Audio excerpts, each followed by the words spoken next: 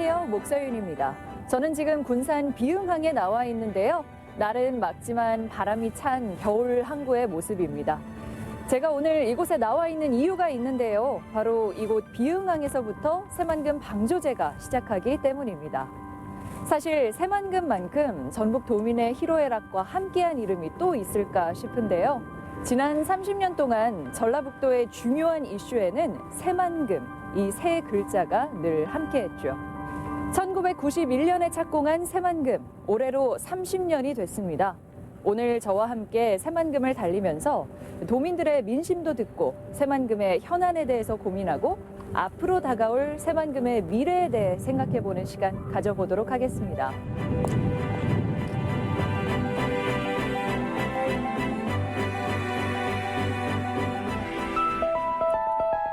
새만금 방조제 공사로 늘어난 국토 면적은 약 401제곱킬로미터. 새만금 방조제는 한반도의 지도를 바꿔놓았습니다.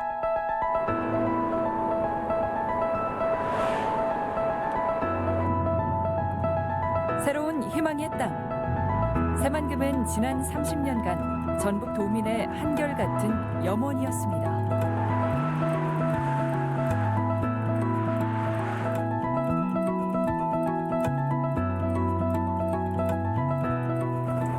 지금 벌써 꽤 달려왔는데 눈앞에 이 길 끝이 전혀 안 보이거든요. 그만큼 확실히 엄청 긴 길인 건 맞는 것 같아요.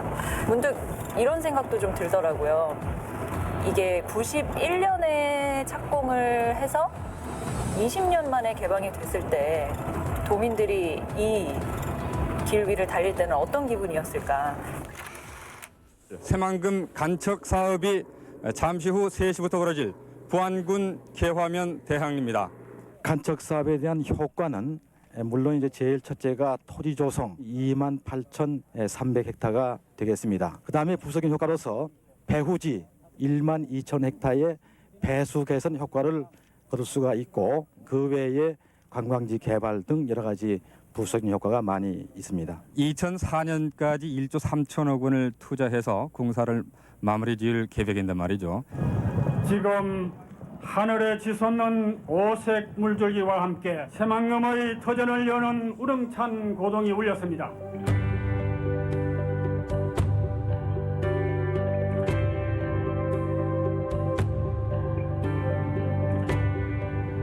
이곳은 새만금 방조제 돌고래 쉼터입니다. 뒤에 돌고래 꼬리 보이시죠? 10km 정도 달려온 것 같은데 여전히 새만금 방조제 끝이 보이지 않을 정도로 길이 쭉 뻗어 있습니다. 이쪽이 내해이고 이쪽이 외해이니까 그야말로 서해바다 한가운데 위에 제가 서 있는 셈이죠. 돌고래 쉼터를 지나 방조제를 달리며 만나는 새만금. 정말 신선이 놀았음직할 아름다운 바다입니다.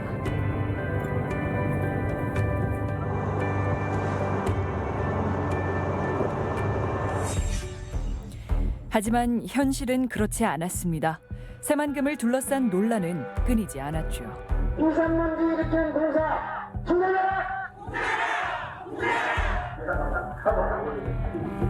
새만금 방조제 문제가 논리하는 경우에 있습니다. 낭독을 하겠습니다. 기자회견문 낭독은 개발과 환경, 그 갈림길에서 새만금은 하루도 조용할 날이 없었죠.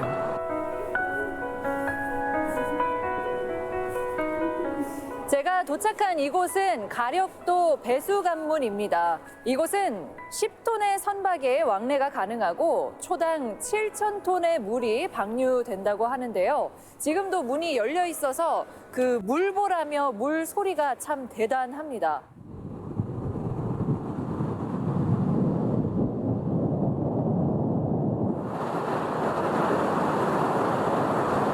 지금 이곳 배수관문이 뭐 하는 곳인지 소개 좀 부탁드릴게요. 네, 배수관문은 그 혼에 유입된 물을 바다 쪽으로 배출하기 위한 시설물로서 가력 배수관문하고 신시 배수관문 두 개가 있어가지고 농어촌공사에서 관리를 하고 있습니다. 지금도 문이 열려 있는 것 같은데 그럼 정확히 어떤 역할을 하는 건가요? 두 가지 큰 목적이 있다고 보겠습니다. 평상시에는 동진강 유역 쪽에서 내려오는 물을 그 가둬놨다가 또 활용하고 네. 특히나 큰 목적 중에 하나가 홍수 시에 바다 쪽에서 들어온 것을 막음으로써 침수 예방에 큰 효과가 있다고 볼 수 있겠습니다.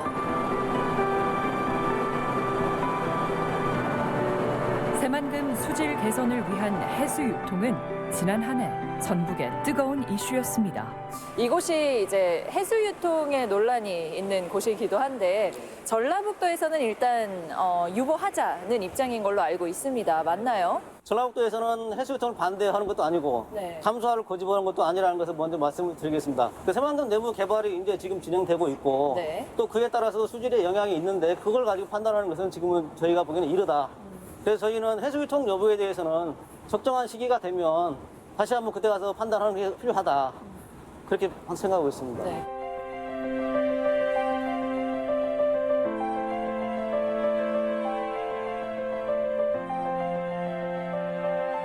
오늘 이제 새만금 해수유통 관련해서 말씀을 해주실 건데 작년 한 해 사실 이 문제를 둘러싸고 많은 논란이 있었잖아요. 환경단체에서는 해수유통이 필요하다는 입장인데 그 이유가 뭔가요? 20년 동안 수질개선 사업을 했습니다. 네. 4조 원을 들여서 수질개선 사업을 했는데 목표 수질 달성은커녕 오히려 더 악화됐습니다. 정책적인 실패로 인한 책임을 지고 해수유통으로 바꿔야 되는 거고요. 네. 그리고 새만금 사업도 많이 변화가 돼서 사실은 담수화를 고집할 이유가 없습니다. 과거에는 100% 농업용지 계획이었지만 지금은 농업용지는 30%밖에 안 됩니다. 이제는 상류에서 물을 공급해서 농사를 얼마나 질 수가 있거든요. 네. 새만금 해수 유통은 올 한 해 전라북도가 해결해야 할 중요한 과제입니다. 사실 이 새만금 사업이 30여 년 전에 시작을 해서 아직도 이어지고 있습니다. 긴 시간 동안 뭐 이런 변화를 바라보면서 어떤 생각이 드셨는지 좀 궁금하거든요. 처음에 새만금 사업 시작할 때는 환경단체를 비롯해서 어민들이 굉장히 반대를 했었고요. 사실 새만금 사업도 많이 변했습니다. 처음에 농사를 100% 짓겠다, 다시 30%가 축소되고 그런 과정들을 보면서 환경단체의 활동가로서 굉장히 착잡한 이런 상황이고요. 새만금 해수통을 통해서 사실은 새만금 사업도 제자리를 좀 찾고 네. 전라북도도 정상화되는 이런 계기가 되지 않을까라고 생각해서 희망을 좀 가지고 있습니다.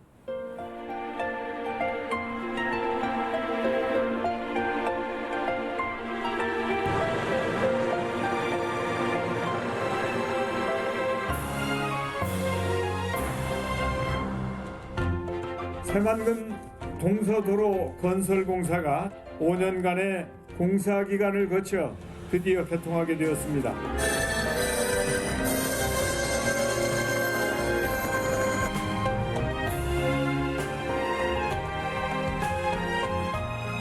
이 새만금 동서도로가 어떤 도로인가요? 새만금 방조제가 2010년도에 준공되었는데 그 이후에 국가에서 재정을 투입해서 국가가 건설한 최초의 새만금 기반시설입니다. 뭐 엄청난 인력과 또 예산이 투입돼서 이제 도로가 개통이 됐는데요. 이 동서도로의 개통이 새만금에 어떤 의미가 있다고 보시나요? 개발 사업을 촉진시킬 수 있는 촉매제 역할을 할 것으로 기대를 하고 있습니다. 이후에 또 수반되는 그 기반 시설들은 어떤 것들이 있을까요? 남북도로 건설 사업이 현재 진행 중에 있습니다. 1단계 사업은 22년 말에 준공 예정이고 부안 쪽 남북도로는 23년 8월 세계 잼버리 전에 공할 그런 계획입니다. 네. 새만금 신항만은 사업 기간은 2040년까지인데 1단계 6개 선석 중 2개 선석은 재정을 투입해서 25년까지 완공할 그런 계획입니다.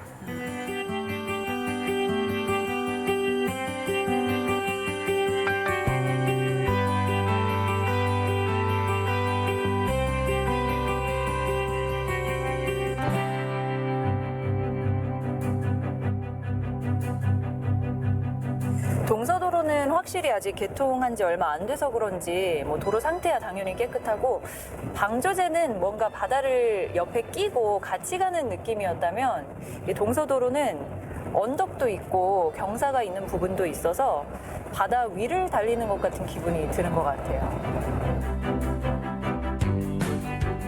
새만금 신항만에서 출발해 약 15분을 달려 심포항에 다다랐습니다. 여기가 김제 심포항입니다. 예전에는 사람들이 회를 먹으러 많이들 찾았다고 하는데 지금은 보시다시피 인적도 드물고 또 바닷물 너머로 육지도 많이 보이면서 어촌이라는 느낌이 그리 많이 나지는 않습니다. 동서도로가 개통한 지 약 한 달 반이 지났는데요. 이곳 주민들의 삶은 어떻게 달라졌을지 궁금했습니다.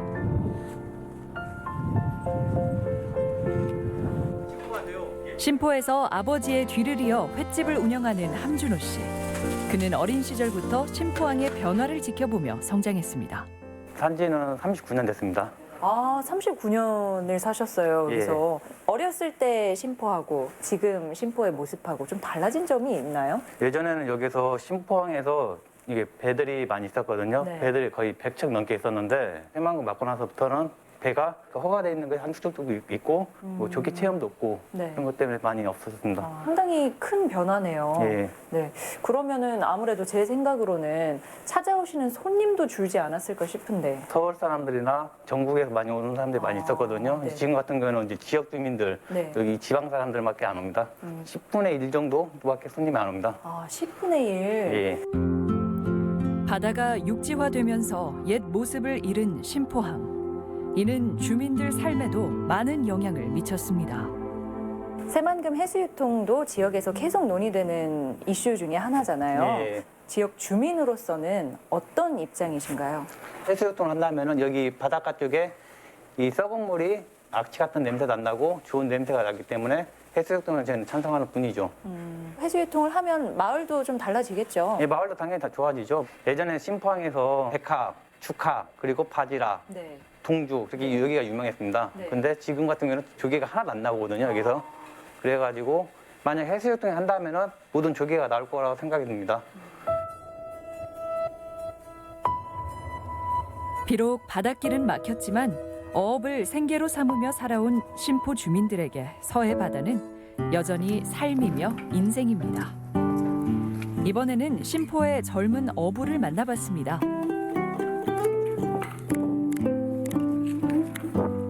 이곳 심포에 사신 지는 그럼 얼마나 되셨어요? 현재 40년 가까이 됐습니다. 40년? 네. 그럼 새만금 사업 이전과 이후를 다 경험하신 건데 네, 어떤 변화가 있나요? 산업 현장도 많이 바뀌었고 도로가 많이 확장됐고 그다음에 사회의 질이 있어서 아무래도 개발이 많이 되다 보니까 인구가 많이 감소했습니다. 어업 활동하는데도 분명 변화가 있었을 것 같은데요. 어떠세요?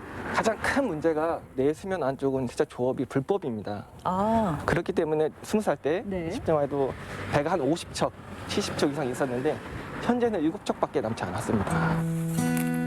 사람들이 인위적으로 바꾸어 놓은 자연 속에서도 심포 주민들은 하루하루 그물을 짓듯 삶을 이어가고 있었습니다. 새만금 방조제 사업을 하면서 뭐 여러 변화가 있었다고 말씀해 주셨는데 마을 주민들은 이 변화가 긍정적이었다고 보나요? 아니면 부정적인 면이 더 컸다고 보나요? 부정적인 측면이 더 많을 거라고 생각합니다. 수질 개선이 너무 어렵습니다. 안치계에서의 급수가 5급수, 4급수 나오고 있으니까 어디선가는 이 급수를 정화를 시켜야 되는데 너무 수질적으로 안 좋았기 때문에 남아있는 마을 주민들을 위해서 행정당국이 이런 점은 신경 써줬으면 좋겠다. 뭐가 있을까요? 내수면 안쪽에 간헐적으로 아니면 단편적으로라도 임시 허가를 내줬으면 젊은 사람들이 내수면 안쪽에서 제첩이라든지 숭어라든지 참개라든지 여러 종류의 생물이 많이 있습니다. 단지 불법이라서 잡지 못하고 있습니다. 올해 21년에 제발 좀 새만금 안쪽에 있는 간헐적으로 어업권 보장해 주셨으면 합니다.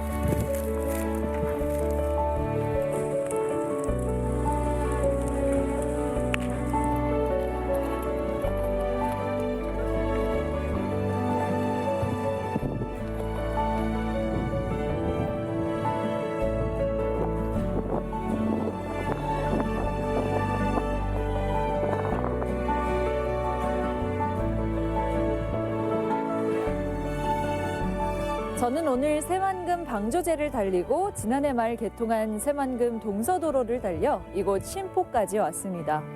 비록 하루 동안의 짧은 여정이었지만 지난 30년이라는 긴 시간 터널을 지나온 것 같은 기분도 드는데요. 30년간 우리를 스쳐간 수많은 기대와 희망, 또 분노와 실망까지 함께한 시간들이었습니다. 여러 감정들이 교차했지만 그 마지막은 역시 희망이어야 하지 않나 싶은데요. 망망대해에 뻗어있는 새만금의 길처럼 올 한 해 전북 도민들의 꿈도 그렇게 뻗어나가는 희망찬 한 해가 되길 바랍니다.